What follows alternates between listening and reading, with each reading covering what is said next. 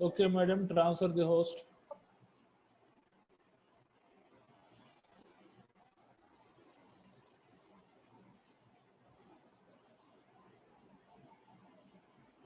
Okay, right, right.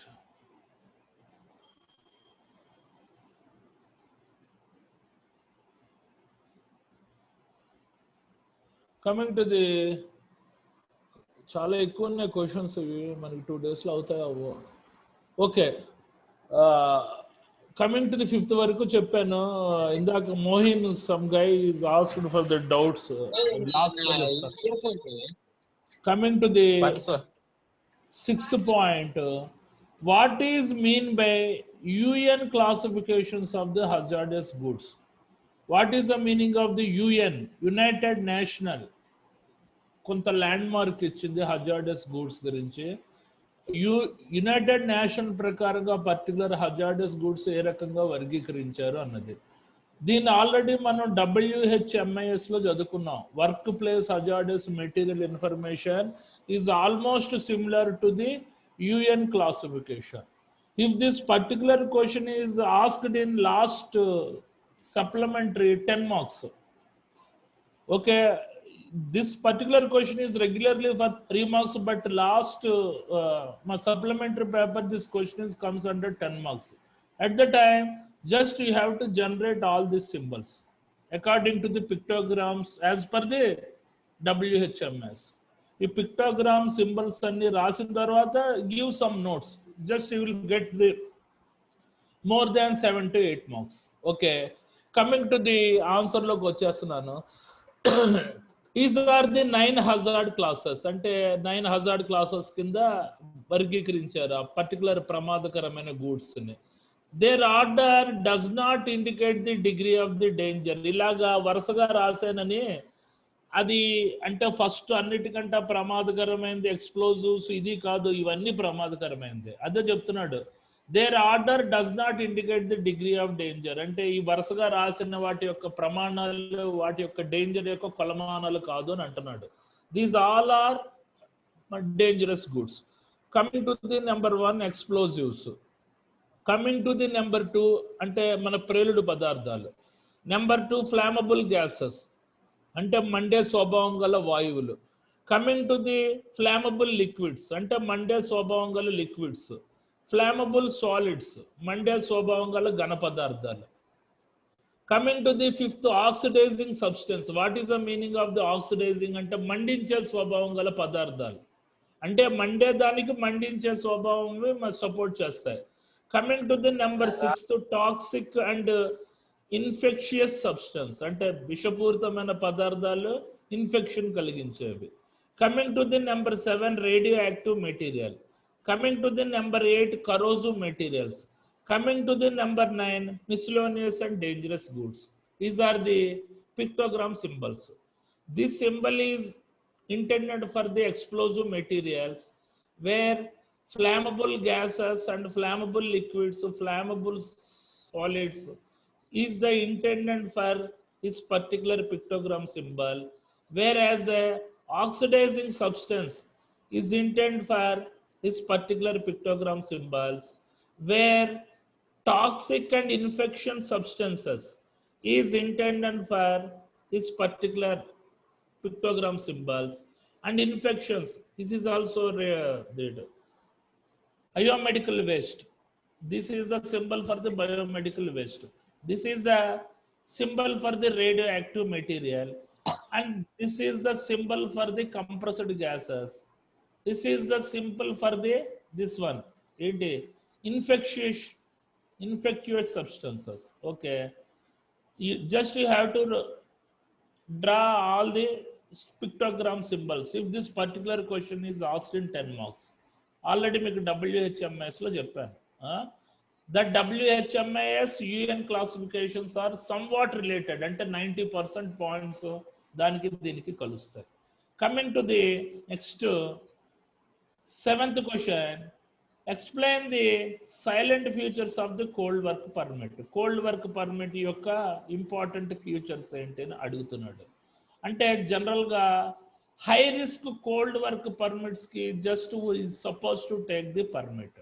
ఏంటి high risk cold work ఏంటంటే ఉంటాయి చూడండి, work on equipment or plant components that are under pressure or energized in some form. అంటే ఆ particular ఎక్విప్మెంట్స్కి అందులో pressure కలిగి ఉన్న, అది ఆ పర్టికులర్ ఎక్విప్మెంట్స్లో ఎనర్జీ కలిగి ఉన్న, just we have to take the cold work permit. Coming to the second point, work on equipment or plant components that are extreme temperatures. అంటే ఆ పర్టికులర్ మనకి మెటీరియల్ అంటే పైప్ లైన్స్ కానీ ఏదైనా సర్టెన్ అవి ఎక్కువ వేడిగా ఉన్నా అవి తక్కువగా ఉన్న టెంపరేచర్ బిలో ది నార్మల్ టెంపరేచర్లో ఏదైనా పని చేయాలంటే just you have to take the cold work permit. Coming to the third, work on equipment or plant components that contain hazardous material. ఆ పర్టికులర్ ఎక్విప్మెంట్లో ఆ పర్టికులర్ కాంపోనెంట్స్లో ప్రమాదకరమైన మెటీరియల్ ఉన్నాయంటే just you have to take the cold work permit. చూడండి, working on vessels for cleaning activities like a tank, pressure vessels, just you have to take the cold work permit. Coming to the next point, isolation of the pipe works, walls and associated vessels. అంటే ఆ పర్టికులర్ vessels నుంచి pipe line యొక్క gaskets మార్చాలన్నా, valves మార్చాలన్నా, flanges మార్చాలన్నా just we have to take the cold work permit. General construction అంటే brick work, masonry work, concrete work, any general construction activities just you have to take the cold work permit. Coming to the next, work on de-energized electric circuit or energized circuits of 120 volts or less. అంటే ఏదైనా live electric సర్క్యూట్స్లో పనిచేయాలన్నా, ఏదైనా shut down చేసిన electric సర్క్యూట్లో పనిచేయాలన్నా just you should take the cold work permit. ఇక్కడ point mention చేసాడు చూడండి, 120 volts అంటే ఆ లైవ్ ఎలక్ట్రిక్ సర్క్యూట్స్ యొక్క మ్యాక్సిమం వోల్టేజ్ 120 ఉండాలి. Behind the 120 volts just you have to take the electrical work permit. If it is below 120 volts just you have to take the cold work permit is enough. Coming to the next point, the work performed in a immediate vicinity of the overhead power lines. అంటే overhead power lines surroundings లో పని చేయాలంటే just you have to take the cold work. And non-routine maintenance activities just you have to take the cold work permit.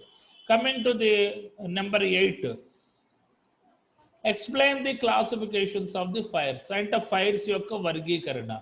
Here already we are discussed in fundamentals of the fire. Here the class A is a normal organic matter. Wood, paper, textiles, rubbers నుంచి అగ్ని యొక్క కదలిక సంభవిస్తే దీన్ని class ఏ type అని అంటారు. Coming to the flammable or combustible liquids, greases, petroleum products, solvents నుంచి అగ్ని యొక్క కదలిక సంభవిస్తే it should be class B type అని అంటారు.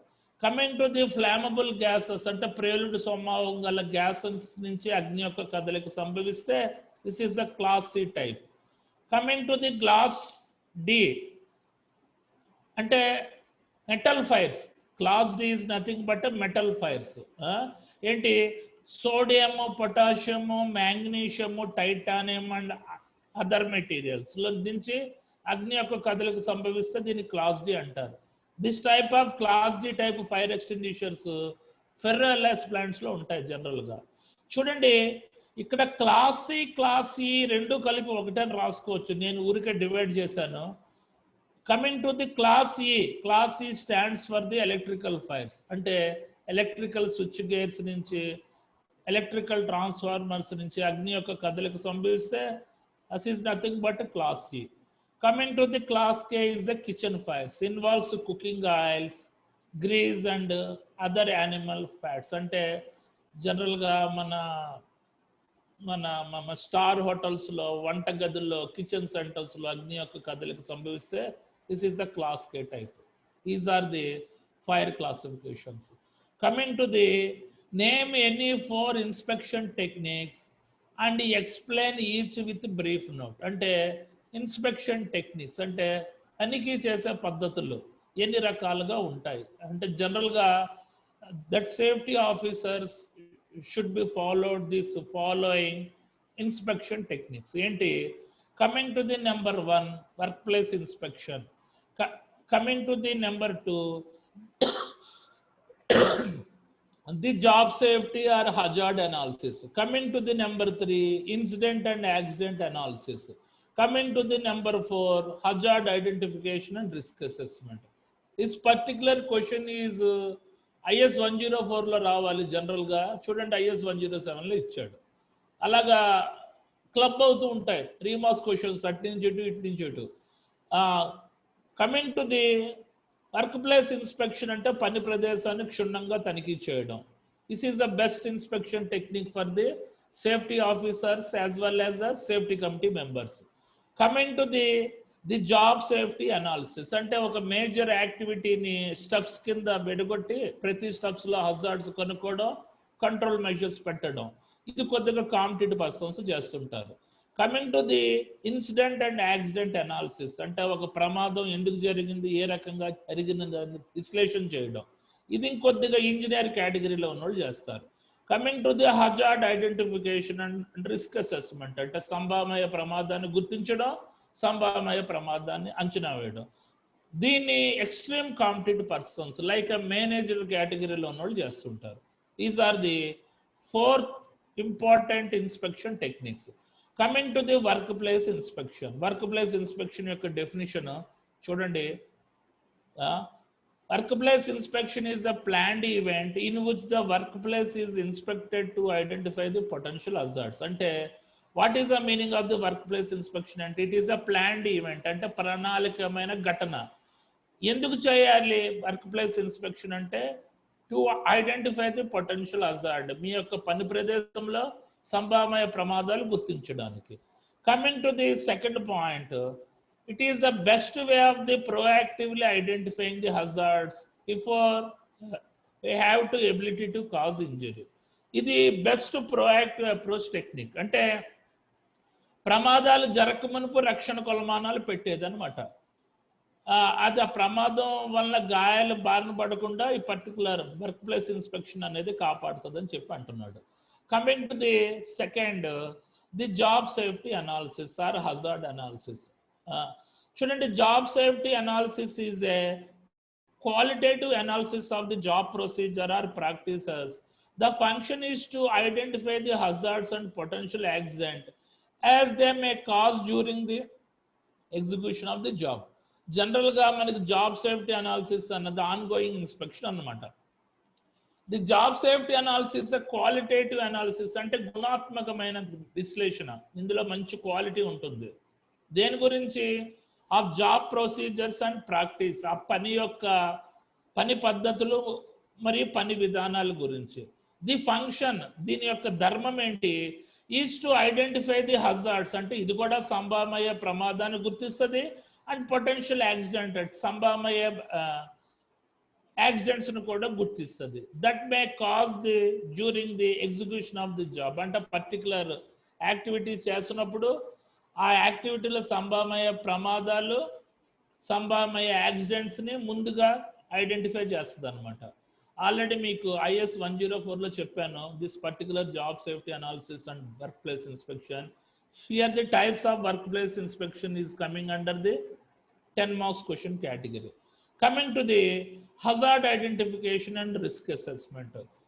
This chapter is also I am explained in 10 marks point of view.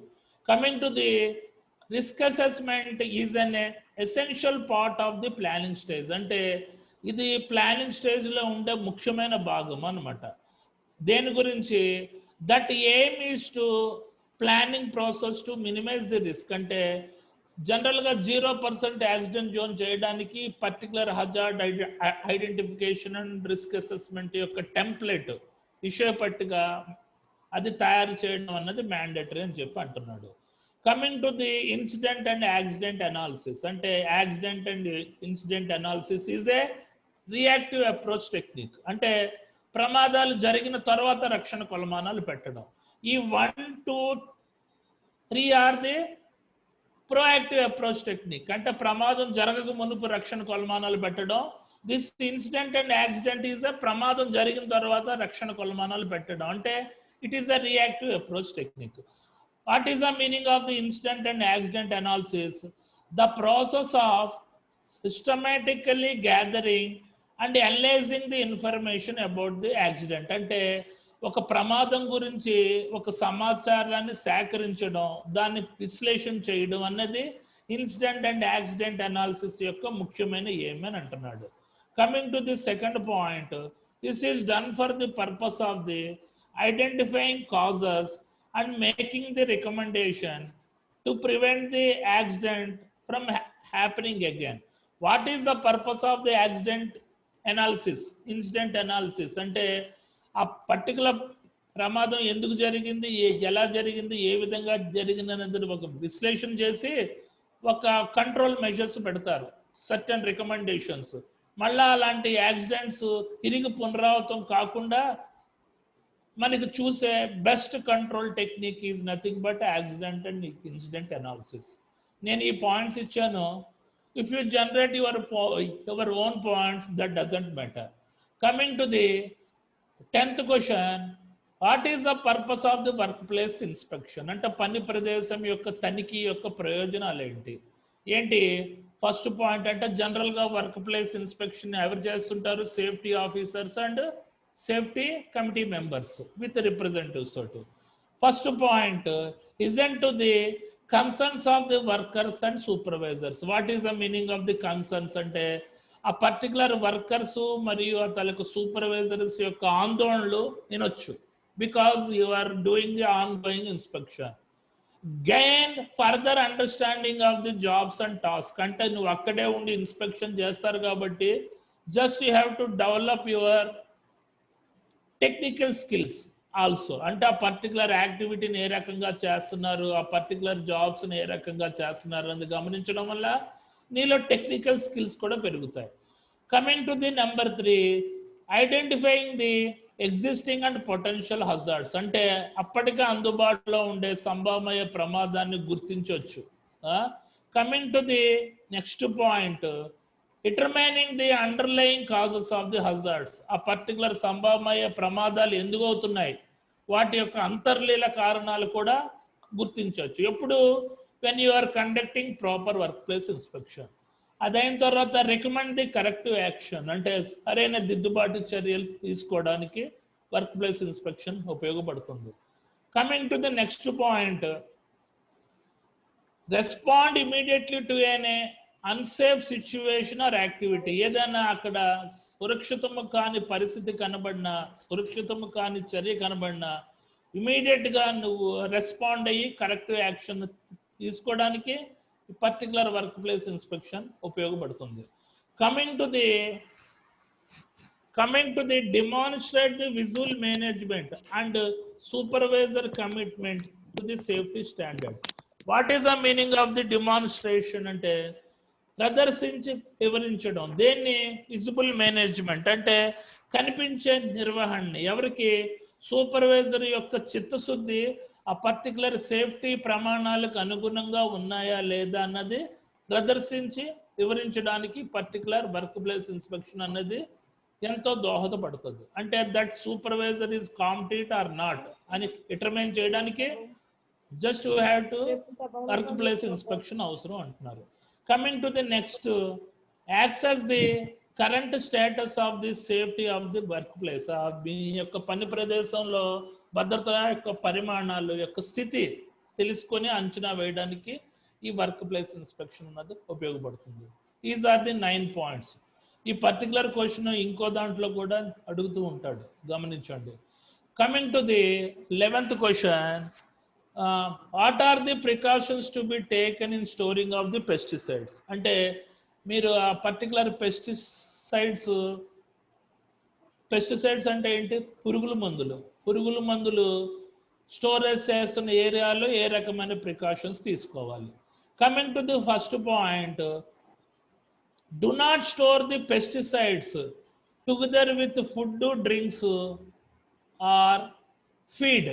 అంటే ఈ పర్టికులర్ పురుగుల మందుల్ని ఎట్టి పరిస్థితుల్లో ఆ ఫుడ్ దగ్గర, డ్రింక్స్ దగ్గర, వాటర్ దగ్గర, ఫీడ్ దగ్గర అంటే అంటే మనం మన తాలూకా ఫిషరీస్కి ఫీడ్ మెటీరియల్ వేస్తుంటాం కదా, ఆ ప్రదేశాల్లో వీటిని ఎట్టి పరిస్థితుల్లో స్టోరేజ్ చేయకూడదు అని అంటున్నారు. Coming to the second point, keep pesticides out of reach of the children. What is the meaning of the out of reach of the children అంటే ఆ పర్టికులర్ పిల్లలకి ఎట్టి పరిస్థితుల్లో అందుబాటులో లేకుండా చెయ్యాలి. ఎందుకంటే పిల్లలకి that doesn't know the effect of the pesticides.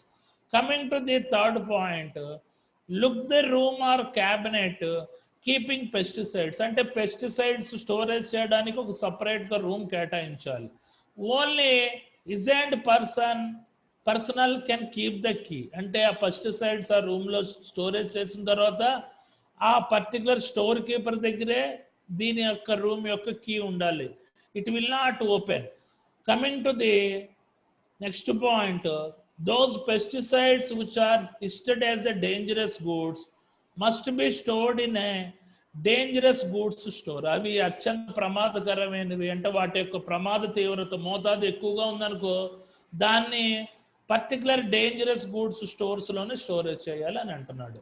Coming to the next point, check the storage regularly and keep the storage record. అంటే ఆ పర్టికులర్ హజార్డస్ పెస్టిసైడ్స్ స్టోరేజ్ ఏరియాని ఎప్పటికప్పుడు తనిఖీ చేస్తూ అవి ఎంత మోతాదులో ఉందో అన్నది రికార్డ్ మెయింటైన్ చేయమంటున్నాడు. Okay, coming to the last point, undiluted pesticides should be handled by designated personnel only.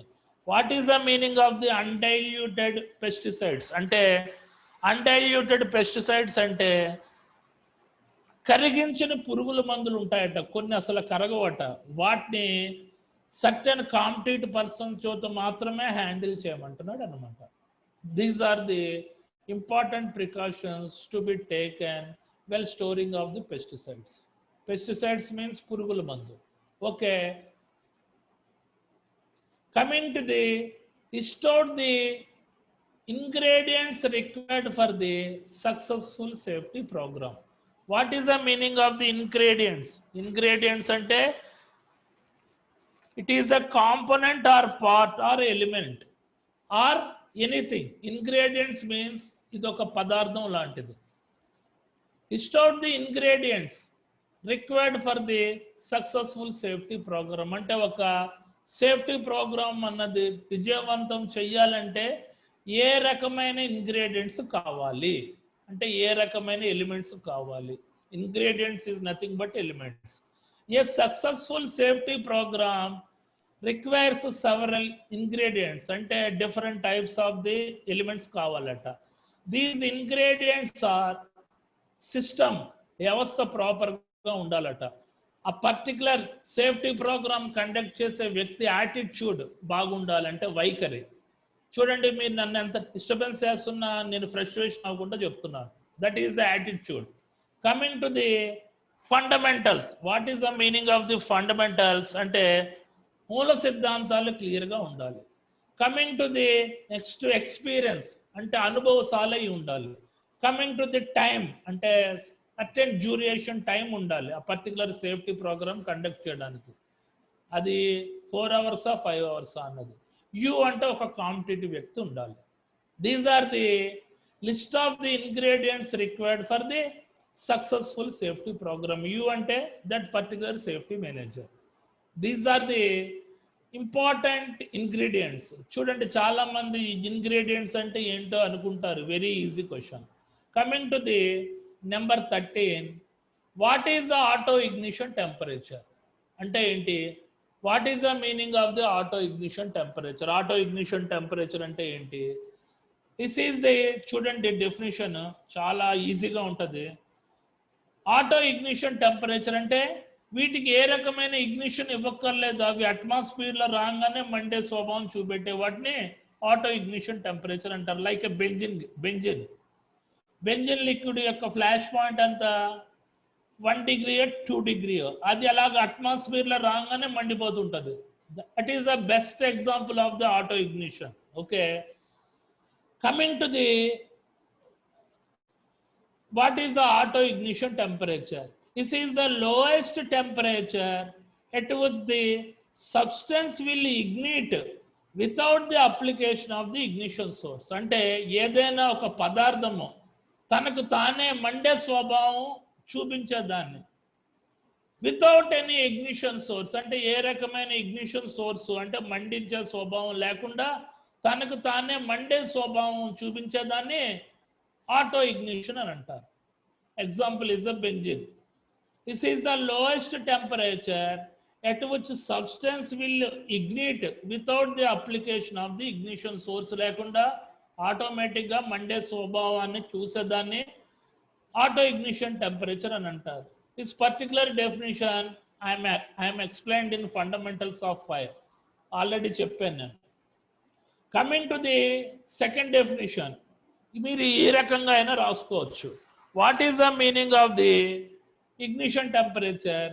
The minimum temperature that will ignite a self sustained combustion of the liquid, gas or solid in the absence of spark or flame. అది అంటే ఏంటి? The minimum temperature అంటే ఇది ఒక తక్కువ temperature. That will ignite అంటే ఆటోమేటిక్గా మండడం. Self sustained combustion అంటే what is the meaning of the self sustained combustion? అంటే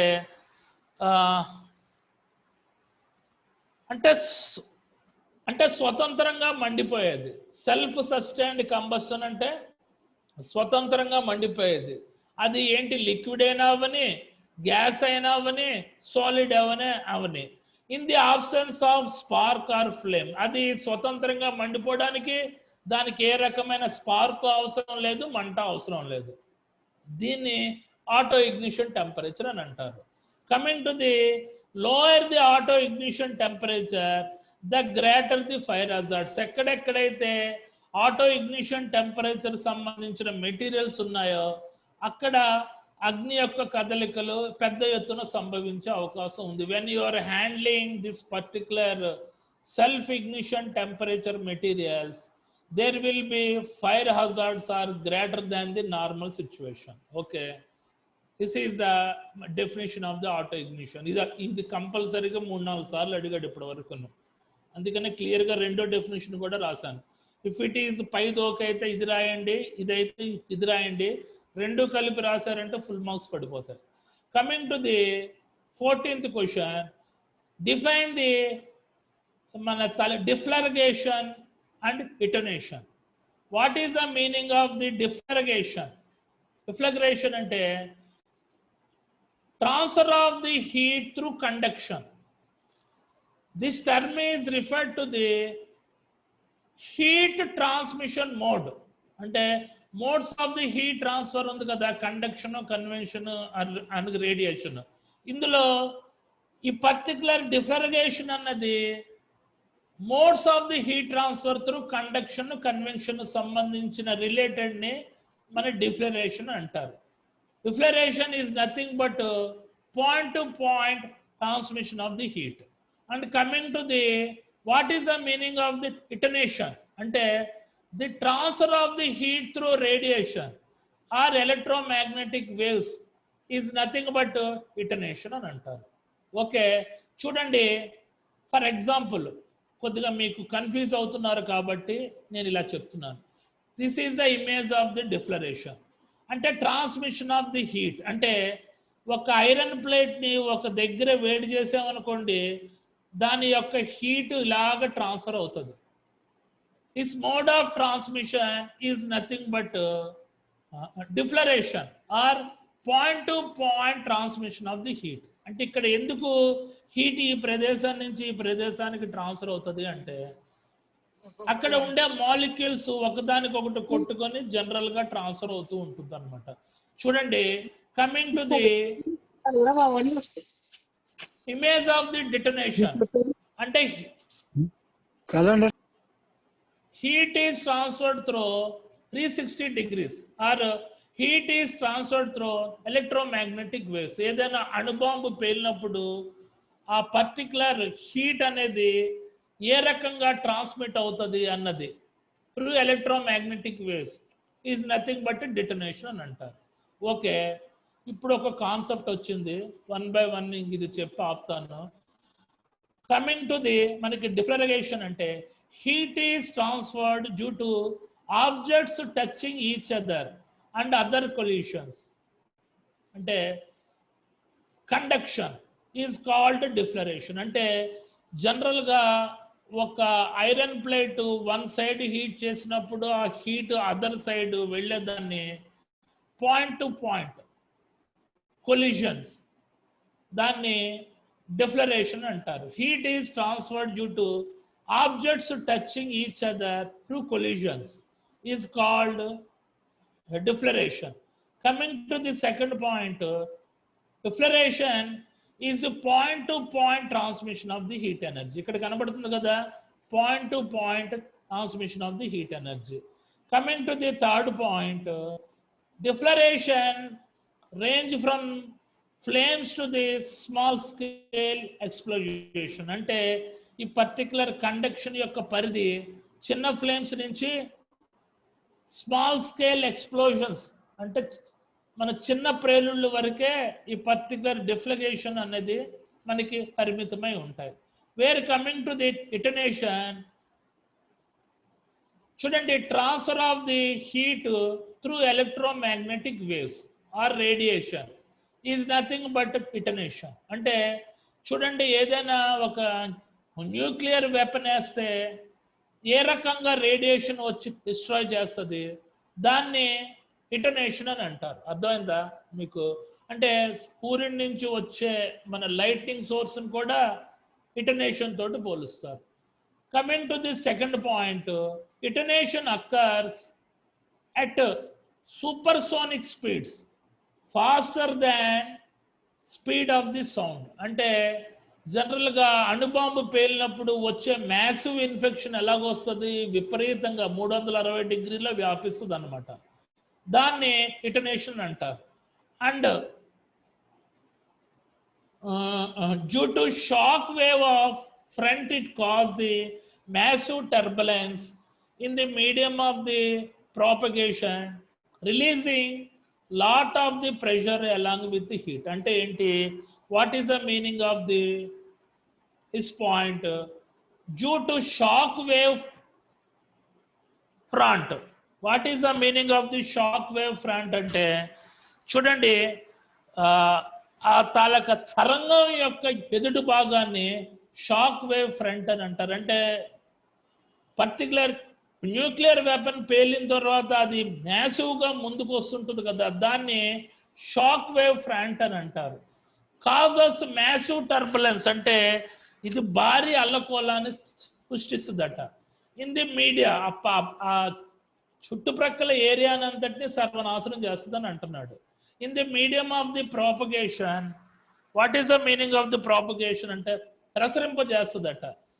releasing of lot of pressure along with heat. ఇది హీట్తో పాటు అందులో ఉండే వాయువుల యొక్క పరిమాణం ఎక్స్ట్రీమ్ ప్రెషర్లో ఉంటాయి కాబట్టి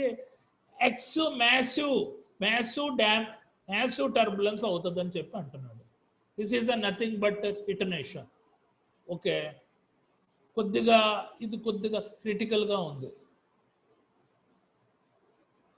చూడండి, transmission of the heat through conduction is nothing but deflagration and transmission of the heat through radiation is nothing but డిటనేషన్.